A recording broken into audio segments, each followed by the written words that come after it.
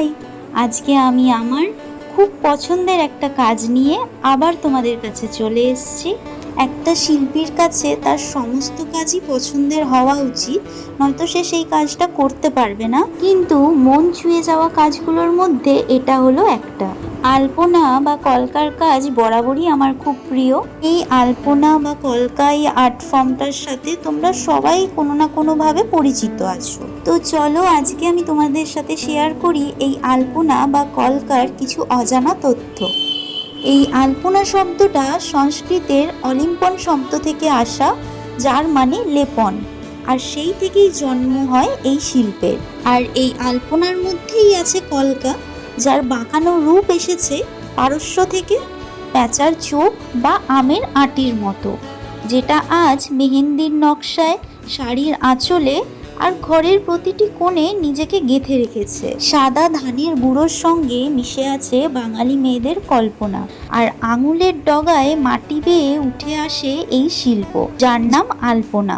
আজকের দিনেও এই লোকশিল্প হারিয়ে যায়নি, বরং আরও ছড়িয়ে পড়েছে আধুনিক ডিজাইনে, ফ্যাশনের রেখায়, এমনকি আমাদের আত্মপরিচয়ের মাঝেও। আলপনা শুধু এক শিল্প নয়, এ বাঙালির হৃদয়ের ছোঁয়া, মাটির উপর গড়ে ওঠা এক নিঃশব্দ কাব্য।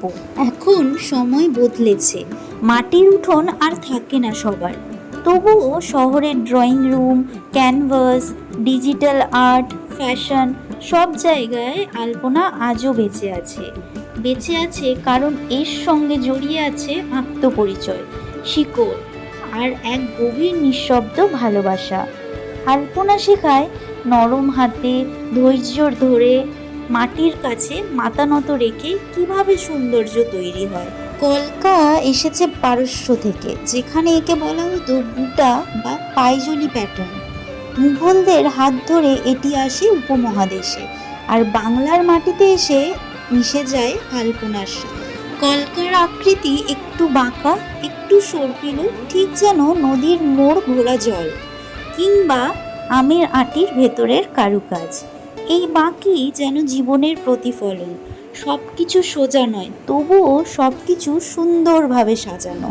প্রতিটি কলকা শুধু একটি চিত্র নয়, বরং তার মধ্যে থাকে এক ধরনের জ্যামিতিক ছন্দ।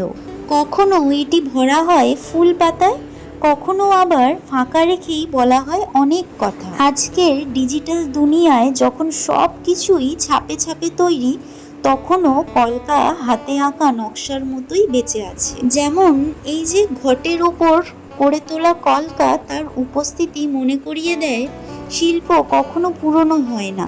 কখনো খেয়াল করে দেখেছো কি, কলকার ওই বাঁকানো নকশাটার মধ্যে একটা টান থাকে, এমন টান যা শুধু চোখে নয়, মনে গিয়ে লাগে। এই ডিজাইন কখনো ভেতর থেকে আসে, নিজের মতন করে, নিজের ছন্দে আঁকা হয়। তাই তো এখনো ডিজিটাল প্রিন্টের যুগেও হাতে আঁকা কলকার আবেদন ফুরোয় না। কলকা আমাদের শেখায় নিয়মে বাঁধা নয়, বাঁকে বাঁকে সৌন্দর্য খুঁজে নিতে হয়, যেখানে প্রতিটি বাঁক এক একটা গল্প বলে। আর আলপনা এক আঙুলের আঁচড়ে বাংলার আত্মা। তাই আমি সবশেষে একটাই কথা বলি, আমি নারী, আমি শিল্পী, আমি কলকার তুলির টানে নিজের ছায়া রাখি।